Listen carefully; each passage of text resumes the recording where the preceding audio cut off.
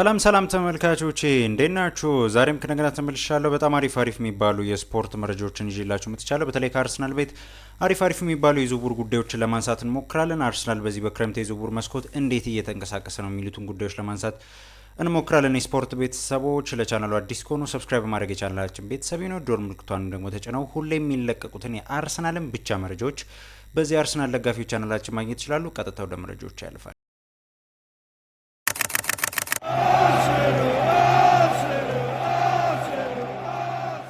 የስፖርት ቤተሰቦች ዛሬ አዳዲስ ጉዳዮችን እናነሳለን ከአርሰናል ጋር በተያያዘ በተለይ በክለብ ውስጥ ስላሉ ከክለቡ ሊለቁ ስለሚችሉና ኮንትራት ሊፈራረሙ ስለሚችሉ አንዳንድ ተጫዋቾች ለማንሳት እንሞክራለን። እሱም ብቻ አይደለም፣ ከዝውውር ጋር በተያያዘ አርሰናል ከማን ጋር ስሙ እየተያያዘ ነው የሚሉትን ጉዳዮች ደግሞ በሰፊው ለማንሳት እንሞክራለን። የስፖርት ቤተሰቦች ግን ሁሌ ቀደም ብለን እንደምናነሳው በተለይ አርሰናል ቤት ስለሚገኙ አንዳንድ ተጫዋቾች እናንሳ። ከትናንትና ጀምሮ አንዳንድ መረጃዎች ሲነሱ ነበር። ከዚህ በፊት ነግሬያቸዋለሁ፣ ግን አሁን ላይ በደንብ ወደ ንግግር ሊገቡ እንደሆነ ነው እየተዘገበ የሚገኘው።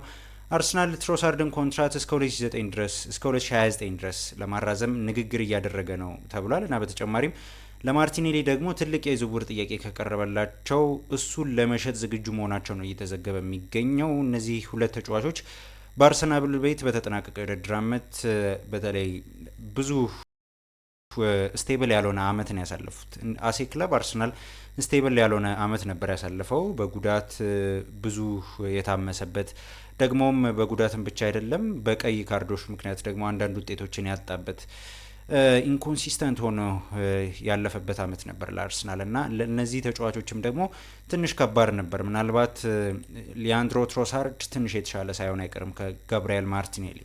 ሊያንድሮ ትሮሳርድ እንደውም በአንዳንድ ቦታዎች ላይ ሲጫወት ነበር። ሚኬል አርቴታ በተለይ ማርቲን ኦዴጋርድ በተጎዳበት ጊዜ በማርቲን ኦዴጋርድ ቦታ ሲሞክረው ነበር። አንዳንዴም ደግሞ የ9 ቁጥር ቦታ ላይ ሆኖ ሲጫወት ነበር። ደግሞ በቦታውም ሆኖ በሌፍት ዊንግ በኩል ሆኖም ደግሞ ሲጫወት ተመልክተናል አይደል? ስለዚህ ብዙ ቦታዎች ላይ ሲያጫውተው ነበር። እንደውም ብዙ እድሎች ያገኘ ተጫዋች ይመስላል በጉዳት ምክንያት ማለት ነው። ሊያንድሮ ትሮሳርድ ከባለፈው አመት ይልቅ ብዙ እድል ያገኘበት አመት ነበር። አሁን 30 አመቱ ላይ ይገኛል። ይህ ተጫዋች ከአርሰናል ይለቃል ወይንስ ይቆያል ተብሎ ብዙ ሲጠየቅ ነበር። ግን እንደ መረጃዎች ከሆነ ሚኬል አርቴታ ይህ ልጅ እስከ 2029 ኮንትራት ማስፈረም እንደሚፈልግ ነው የተዘገበ የሚገኘው። በአርሰናል ቤት እስከ 2029 ቆይቶ በተለይ ይህ ተጫዋች የሰጠውን በተለይ ሚና ብዙዎች አልሰጡትም። በተለይ ተቀይሮ ገብቶ ጨዋታ የሚለውጥበት በጣም ወሳኝ የሚባሉ ጎሎችን ያስቆጠረ ተጫዋች እንደሆነ ይታወቃል። ትሮሳርድ አይደል? በአርሰናል ደጋፊዎችን በደንብ ቢወደድ ተጫዋች ነው ብዬ አስባለሁ። እና ይህ ተጫዋች በአርሰናል እንደሚቆይ እየተነገረ ይገኛል። እሱም ብቻ አይደለም ግን ጋብሪኤል ማርቲኔሊ እንደ መረጃዎች ከሆነ ለተጫዋቹ የሚመጡ ጥያቄዎችን አርሰናሎች ለማዳመጥ ዝግጁ ናቸው። በተለይ ለዚህ ተጫዋች የሚቀበለው ግን አርሰናል ከፍተኛ ገንዘብ ይዞ የሚመጣ ክለብ ካለ ነው የተባለው። ምናልባት ከ70 እስከ 80 ሚሊዮን ፓውንድ ከዛ የሚበልጥ አይነት ገንዘብ ለጋብሪኤል ማርቲኔሊ ይዘው የሚመጡ ክለቦች ካሉ አርሰናል ለመመልከት ዝግጁ ስለመሆኑ ነው እየተዘገበ የሚገኘው። ነገር ግን ለገበያ አልወጣም። አሁን ወጥቷል እያልኳቸው አይደለም። ለገበያ ግን አርሰናል ለገበያ ባያወጣውም ለተጫዋቹ የሚመጡ ጥያቄዎችን አርሰናል ለማዳመጥ ዝግጁ ስለመሆኑ ነው እየተዘገበ የሚገኘው። የምንመለከተው ጉዳይ ነው።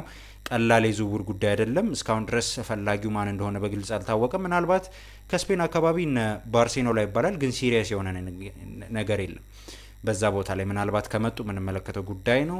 ለጋብሪኤል ማርቲኔሊ አርሰናል ግን በጣም ከፍተኛ ገንዘብ ይፈልጋል። በክለቡም ግን በሚቀጥለው አመት ይቆያል ተብሎ ኤክስፔክት የሚደረግ ተጫዋች። የአርሰናልን እቅዶች አውርተን ወደ ዝውውር ጉዳዮች እናልፋለን። የስፖርት ቤተሰቦች በተለይ አርሰናሎች በክረምት የዝውውር መስኮት ምንድን ነው እቅዳቸው? አርሰናሎች አሁን ምን እያደረጉ ነው? በጣም ትልቅ ጥያቄ ነው። ምናልባት አርሰናል ከመጋረጃ ጀርባ ሆኖ እየሰራ ያላቸው ነገሮች እንዳሉ እየተመለከት እንገኛለን። እንደ መረጃዎች ከሆነ አርሰናል በዚህ በክረምት የዝውውር መስኮት ከዚህ በፊት ብዙ እንደተነጋገር ነው የአጥቂ መስመር ተጫዋች ለማስፈረም ይሰራል። የክንፍ መስመር ተጫዋች ለማስፈረም ይሰራል።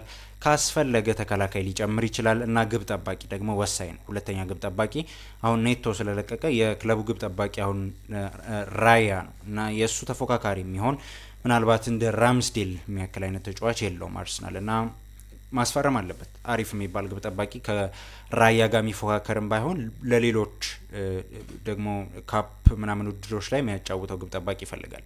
ስለዚህ አርሰናል እንደዚህ አይነት ቦታዎች ላይ ይሰራል የተባለው ጆርዳን ዴቪስ የሚባል አንድ ጋዜጠኛ ምናለክ ትናንትና አርሰናል የክረምቱ ወጪ እስከ 200 ሚሊዮን ፓውንድ ሊደርስ ይችላል፣ ምናልባትም ከዛ በላይ ሊሆን ይችላል አለ። ከትናንት ወዲያ ደግሞ ከዛው ከእንግሊዝ አካባቢ የወጡ መረጃዎች እንደሚያሳዩት አርሰናል በክረምት የዝውውር መስኮት እስከ 300 ሚሊዮን ፓውንድ አካባቢ ሊያወጣ ይችላል እያሉ እየገመቱ ይገኛሉ። እንደ መረጃዎች ከሆነ ደግሞ የመጀመሪያው ፈራሚው ታውቋል አይደል? አሁን ዙቢሜንዲ የአርሰናል ፈራሚ እንደሆነ ታውቋል። 51 ሚሊዮን ፓውንድ አውጥቷል። ስለዚህ 300 ሚሊዮን ፓውንድ አርሰናል መደበ ማለት ምናልባት ከዚህ በኋላ ቢቀረው 249 ሚሊዮን ፓውንድ አካባቢ ነው እና እሱን ደግሞ እንዴት ይጠቀማል የምንመለከተው ጉዳይ ነው። ስፖርት ቤተሰቦች አርሰናል በተለይ አሁን ሲቹዌሽኖችን እየተመለከተ ነው። ለአርሰናል የሚሆኑ ተጫዋቾችን ለመመልከት ጥረት እያደረገ ነው። ግን ቦታዎቹ አሁንም ቢሆን እዛው ነው። አሁንም ከዚህ በፊት እንደነገርኳቸው የ9 ቁጥር የክንፍ መስመር ተጫዋች እና ተከላካይ የአርሰናል የመጀመሪያዎቹ ሀሳቦች ናቸው። ምናልባት ተከላካይ ሳያስፈርም ሊዘጋው ይችላል፣ የምንመለከተው ጉዳይ ነው። ግን አርሰናል ተከላካይ ሊያስፈርምም ይችላል፣ ላያስፈርምም ሊያስፈርምም ይችላል። ግን መጀመሪያ አርሰናል መስራት ያለበት ጉዳይ ሁሌ እንደምነጋገረው የ9 ቁጥር ቦታ ነው። ከዛ በኋላ የክንፍ መስመር ተጫዋች ነው። አሁን አርሰናል እየሰራ ያለው የ9 ቁጥር ቦታ ላይ ነው። የስፖርት ቤተሰቦች ማንን እየተመለከተ ነው? በቀጣዮቹ መረጃዎች ያነሳላቸዋል። እሺ የአርሰናል አንዳንድ ጉዳዮችን ለማንሳት ጥረት አድርገን ነበር። አሁን አርሰናሎች በክረምት የዝውውር መስኮት ማንን ሊያስፈርሙ ይችላሉ ሚሉትን ጉዳዮች ለማንሳት እንሞክር። የስፖርት ቤተሰቦች ከአንዳንድ ተጫዋቾች ጋር ስሙ እየተያዘ ነው። ዛሬ ቀደም ብለን የምንጀምረው ከ9 ቁጥር ጉዳይ ነው። ከዛ በኋላ ወደ ክንፍ መስመር ተጫዋቾች እናልፋለን። የስፖርት ቤተሰቦች ዛሬ ከ9 ቁጥር ቦታ ላይ ይበልጥ አላነሳላችሁም፣ ብዙ ለውጥ ነገር ስለሌለ ይበልጥ ማነሳላችሁ የክንፍ መስመር ተጫዋቾችን አርሰናል መፈለግ ጀምሯል። ትናንትና አንድ ጋዜጠኛ በጣም ሰፊ ጊዜ አሳልፎ ነበርና ብዙ ጉዳዮችን ብዙ የአርሰናል ደጋፊዎች የጠየቁትን ጥያቄ መልስ ሲሰጥ ነበር የስፖርት ቤተሰቦችና እሱም በደንብ ነው ማነሳላችሁ። ከክንፍ መስመር ተጫዋቾች ጋር በተያያዘ ማን ነው ፕራዮሪቲ ታርጌቱ የሚሉትን ጉዳዮች ለማንሳት እንሞክራለን። ቀደም ብለን ግን የቤንጃሚን ሼሽኮን ጉዳይ እንመለከት። ከዛ በኋላ የጉኬሬሽን ጉዳይ እንመለከታለን። ምክንያቱም አርሰናል የ9 ቁጥር ቦታ ላይ የያዛቸው ተጫዋቾች እነዚህ ተጫዋቾች ናቸው። ምናልባት የሁለቱ ዝውውሮች ካልሆነ ከዚህ በፊት እንደነገርኳችሁ ወደ ጆዋው ፔድሮ ዝውውር እና ወደ ሌሎች ዝውውሮች ሊሄድ ይችላል እና ሬቲጊ የሚባል አንድ ተጫዋች አለ በአታላንታ፣ እሱንም ያደንቃል። እሱ ግልጽ ነው። ፋብሪሲዮ ሮማኖም ከዚህ በፊት አድርሶታል በጥር የዝውውር መስኮት። አርሰናል እንደነ ኦሊ ዋትኪንስ፣ ሬቲጊ ያሉ አጥቂዎች ደግሞ ሌሎቹ የሚፈልጋቸው አጥቂዎች ናቸው። የስፖርት ቤተሰቦች ግን ቀድሞ እየፈለገ ያለው እነዚህን ሁለት ተጫዋቾች ናቸው። ሼሽኮ የአርቴታ ሀሳብ ነው። ጉኬሬሽ ደግሞ የአንድሪያ ቤርታ ሀሳብ ነው። የስፖርት ቤተሰቦች የሼሽኮ ዝውውር ላይ ምን እያደረጉ ነው የሚለውን ጉዳይ እንመልከት። አርሰናሎች በባለፉት 4-5 ቀናቶች ከአርቢ ላይፕዚጎች ጋር እንደተነጋገሩ ነው የተዘገበው። በተለይ በቅርብ ሰዓታትና በቅርብ ጊዜያት እየወጡ እንዳሉ መረጃዎች ከሆነ በተለይ ተጫዋቹ አርሰናልን እሺ ብሏል የሚሉ መረጃዎች እየወጡ ይገኛሉ። አርሰናል ያቀረበለትን ጥያቄ ለመቀበል ዝግጁ ነው፣ ተጫዋቹ የአርሰናልን ፕሮጀክት ወዶታል የሚሉ መረጃዎች መውጣት ጀምረዋል። ያው ብዙ መረጃዎቹ ሽፍንፍን ስላሉ ነው አሁን በግልጽ ያልታወቀው። ግን ስካይ ስፖርት በመረጃው ላይ እንደተናገረው ከሆነ በአርሰናልና በአርቢ ላይፕዚግ ተወካዮች መካከል እየተደረገ ያለው ንግግር በተለይ በተሻለ መልኩ እያደገ ነው ብሏል እና የ22 ዓመቱ ስሎቬኒያን አጥቂ አርሰናል መቀላቀል እንደሚፈልግና ዝውውሩ በቅርብ ቀናት እንደሚጠናቀቅ ደግሞ ራሱም ያምናል ነው የተባለው። ስለዚህ አርሰናሎች የቤንጃሚን ሼሽኮ ዝውውር ላይ እየሰሩ ነው። የአርሰናል ፕራዮሪቲ ታርጌት ነው። አሁን የምነግራችሁ ነገር ከዚህ በፊት እንደምንነጋገረው አይደለም። ሼሽኮና ጉኬሬሽ እያልን ነበር ከዚህ በፊት። አርሰናል የቱ ሊመልጥ ይችላል እያልን ነበር። አሁን ግን አርሰናል ይበልጡን ወደ ሼሽኮ ዝውውር ያመራ ይመስላል። የሼሽኮን ዝውውር እየተመለከተ ነው። ከአርቢ ላይፕዚጎች ጋር እየተነጋገረ ነው። ሁኔታዎችን እየተመለከተ ነው። ተጫዋቹን ለማስፈረም በጣም ገፋም ብሎም ባይሄድ ወደ ተጫዋቹ ዝውውር ግን በተለይ አንዳንድ ንግግሮችን እያደረገ ነው። ከአርቢ ላይፕዚጎች ጋር አንዳንድ ንግግሮች አድርጓል። አርሰናል ምን ያህል ገንዘብ እንደሆነ ጭምር ተረድቷል የተባለ የስፖርት ቤተሰቦች ተጫዋቹም የሚለቅበት እድል አለ። ብዙ ጊዜ ፋብሪሲዮ ሮማኖ ስለዚህ ተጫዋች ሲያነሳ ከክለቡ የመልቀቅ እድል አለው። በተለይ አርቢ ላይፕዚጎች ተጫዋቹ ይለቃል ብለው ነው የሚያምኑት። እሱንና ዣቪ ሲሞንስን ብለው ነው ብዙ ጊዜ የሚያነሳው። ሁለቱ ተጫዋቾች ከአርቢ ላይፕዚጎች ይለቃሉ ነው የተባለው። ስለዚህ የምንመለከተው ጉዳይ ነው። ሼሽኮ ይለቃል። የመጀመሪያ ፈላጊው ግን አርሰናል። የስፖርት ቤተሰቦች እንደ መረጃዎች ከሆነ ሊቨርፑልና ማንቸስተር ዩናይትድ በዚህ ዝውውር ላይ ገብተዋል። ይበልጡኑ ገፋ ብለው ባይመጡም ምናልባት ግን ከማንቸስተር ዩናይትድ ይልቅ ሊቨርፑል የዚህ ተጫዋች አድናቂ ስለመሆኑ ነው እየተዘገበ ነው። የሼሽኮን ጉዳይ አነሳን። አሁን ደግሞ የቪክቶር ዮኬሬሽን ጉዳይ እንመልከት። የቪክቶር ዮኬሬሽ ጉዳይስ እንዴት ሆነ? አርሰናል የሼሽኮ ዝውውርን እየሰራበት ስለሆነ የዚህን ተጫዋች ጉዳይ ትቶታል ወይንስ አልተውም? ሚሉትን ጉዳዮች ለማንሳት እንሞክር። ከዛ በኋላ የክንፍ መስመር ቦታዎች ላይ አርሰናል ማንን እየተመለከተ ነው ሚሉትን ጉዳዮች ለመመልከት እንጥራለን እና የጉኬሬሽን ጉዳይ እንመልከት። ቀደም ብለን የስፖርት ቤተሰቦች ተጫዋቹ ከብዙ ክለቦች ጋር ስሙ እየተነሳ እንደሆነ ይታወቃል። ልክ እንደ ቤንጃሚን ሼሽኮ ሁሉ ይህ ተጫዋች ከስፖርቲንግ ሊዝበን ይለቃል ተብሎ ይታሰባል። ኤክስፔክት ይደረጋል። የስፖርት ቤተሰቦች ከክለቡ ይለቃል ተብሎ ይታሰባል። ቪክቶር ዮኬሬሽ ማለት ነው የስፖርት ቤተሰቦች እና ተጫዋቹ ደግሞ ወዴት ያመራል? በተለይ ወደ እንግሊዝ ፕሪሚየር ሊግ ቢመጣ ደስተኛ ነው የተባለው። ከአርሰናል ጋር አንዳንድ ንግግሮችን አድርጓል። ከዚህ በፊት ከቤንጃሚን ሼሽኮ ዝውውር በፊት የጉኬሬሽ ዝውውር ላይ እየሰራ እንደሆነ ይታወቃል ብዬ አድርሻችሁ ነበርና ከተጫዋቹ ጋር አንዳንድ ንግግሮችም አድርጓል። በተለይ አንድሬ በርታም አንዳንድ ንግግሮች ለማድረግ ጥረት አድርጓል።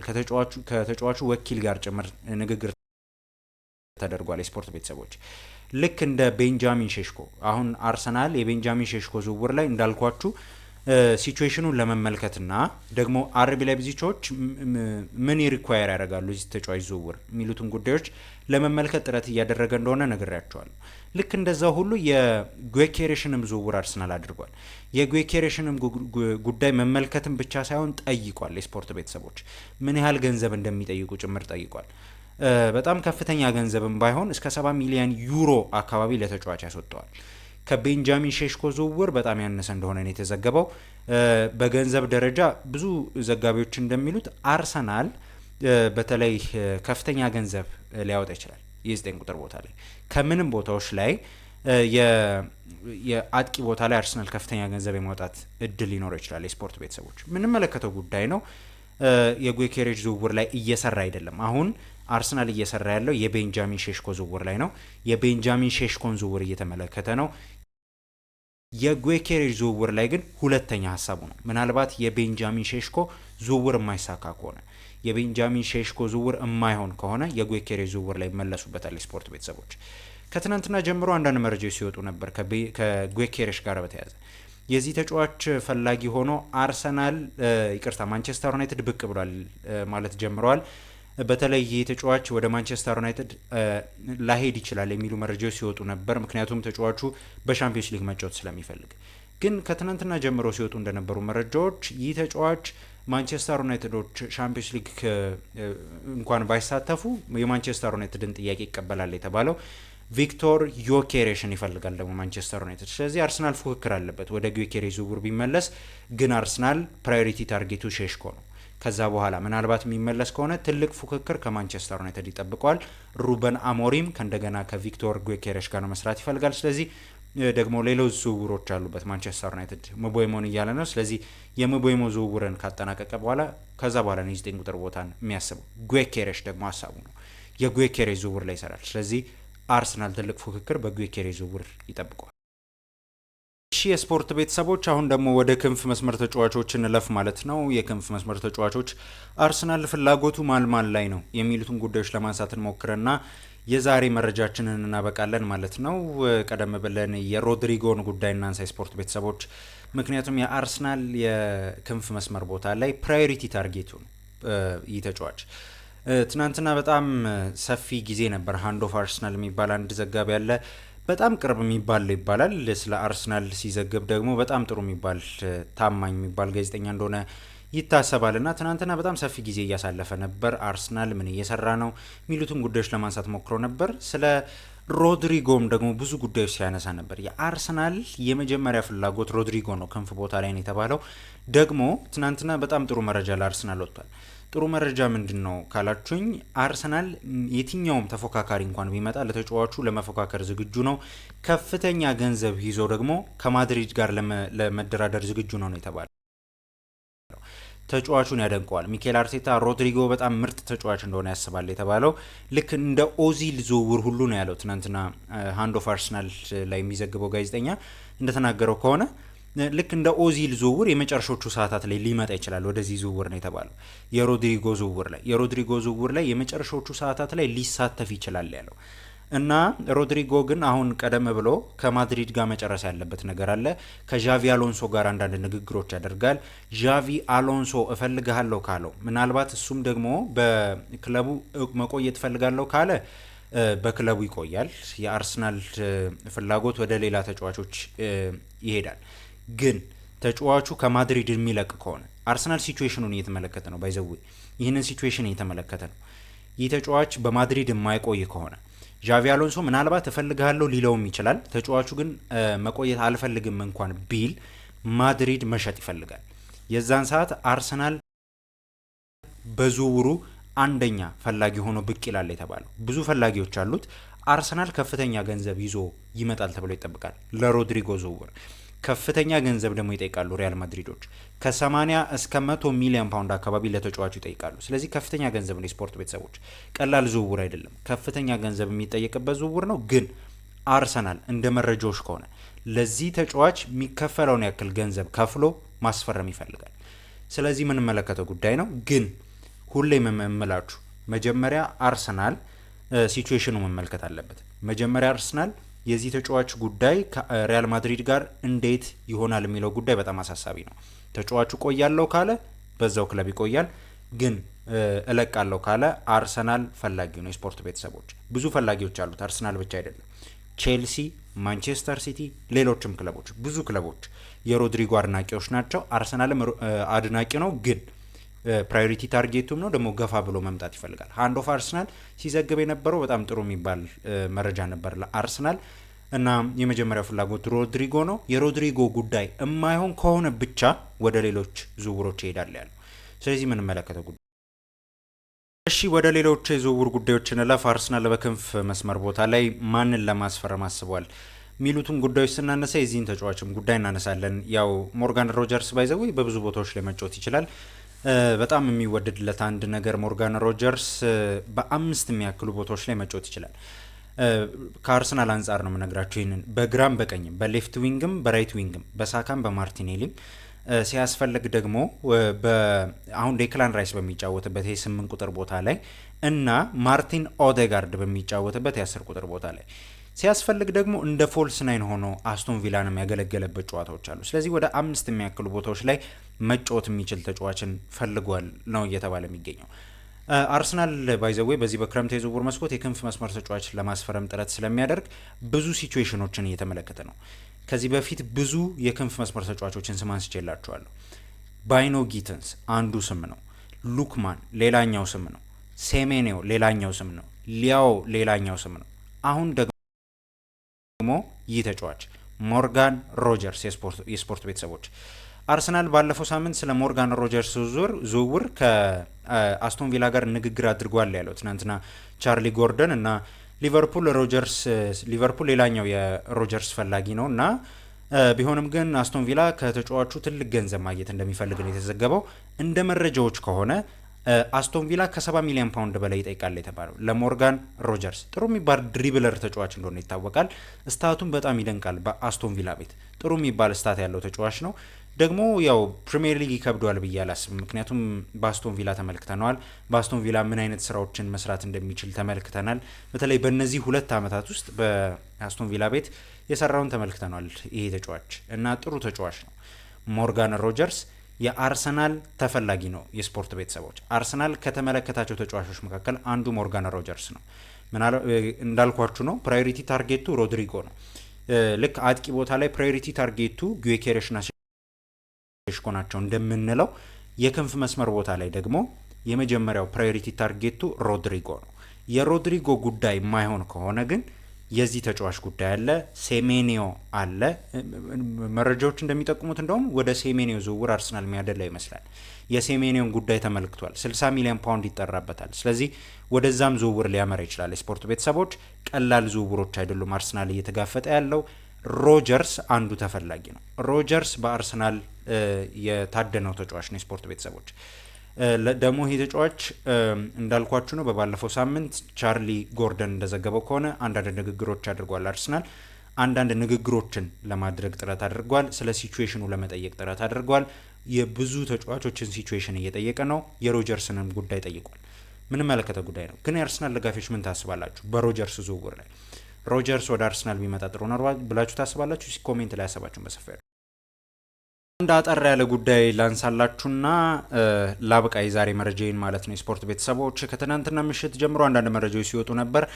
አርሰናል የግብ ጠባቂ ቦታ ላይ አንድ ተጫዋችን ለማስፈረም አስበዋል የተባለው እሱም ደግሞ ከዚህ በፊት በቼልሲ ቤት ሲያገለግል የነበረ ተጫዋች ነው። ኬፓ አሪዛባላጋን ማለት ነው። ኬፓ አሪዛባላጋን ፈልጓል የተባለው የአርሰናል ሁለተኛ ግብ ጠባቂ እንዲሆን ይፈልጋል የተባለው ጥሩ የሚባል ፊርማ ይመስላል። ምናልባት አርሰናል ካሳካው ልክ እንደ ጁዋን ጋርሺያ አይደለም። የጁዋን ጋርሺያ ሲቹዌሽን 25 ሚሊዮን ፓውንድ ነበር ሂርዊጎ ተብሏል አይደል ወደ ባርሳ። ጁዋን ጋርሺያ የባርሳ ግብ ጠባቂ መሆኑ ተረጋግጧል። ስለዚህ አርሰናል ወደ ሌሎች ሲቹዌሽኖች እየመጣ ነው። ደግሞ ስካይ ስፖርት ትናንትና በሰፊው ነበር ሲዘግብ የነበረው ኬፓ አሪዛባላጋን ፈላጊው ሆኖ ብቅ ብሏል የተባለው።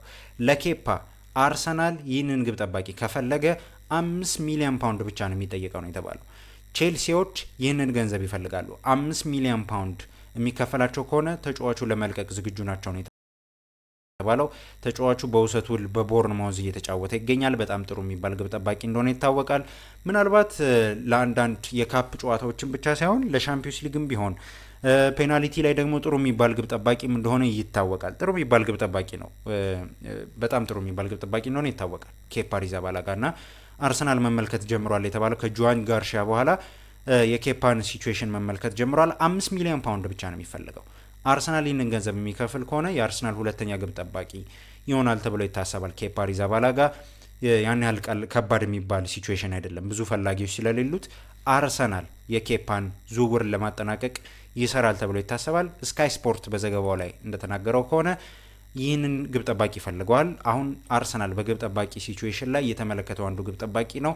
ሌላኛው ደግሞ ጆሴሳ ነው ከወልቭስ ጆሴሳንም ተመልክቶታል የተባለው ምንመለከተው ጉዳይ ነው። ኬፓ አሪዛባላጋ ግን በአርሰናል የተፈለገው ግብ ጠባቂ። ተመልካቾቼ የዛሬ መረጃዎቼ እነዚህን ይመስሉ ነበር። በጣም አሪፍ የሚባሉ የአርሰናል መረጃዎች አንስቼላችኋለሁ። ከአርሰናል ሊለቁ ስለሚችሉ ደግሞም ኮንትራት ሊፈራረሙ ይችላሉ ስለተባሉ ተጫዋቾች ለማንሳት ሞክረናል። በዛው ምልክ ደግሞ ወደ አርሰናል ሊዘዋወሩ ስለሚችሉ ተጫዋቾች ለማንሳት ሞክረን ነበር። ለቻናሉ አዲስ ከሆኑ ሰብስክራይብ በማድረግ የቻናላችን ቤተሰብ ነው። የደወል ምልክቷንም ደግሞ ተጭነው ሁሌ የሚለቀቁትን የስፖርት መረጃዎችን በተለይ የአርሰናል መረጃዎች በዚህ አርሰናል ደጋፊዎች በኢትዮጵያ ቻናላችን ማግኘት ይችላሉ። በቀጣይ ቪዲዮ ደግሞ እስከምንገናኝ የሲአርሲ ደጋፊዎች ቸር ሰንብቱ።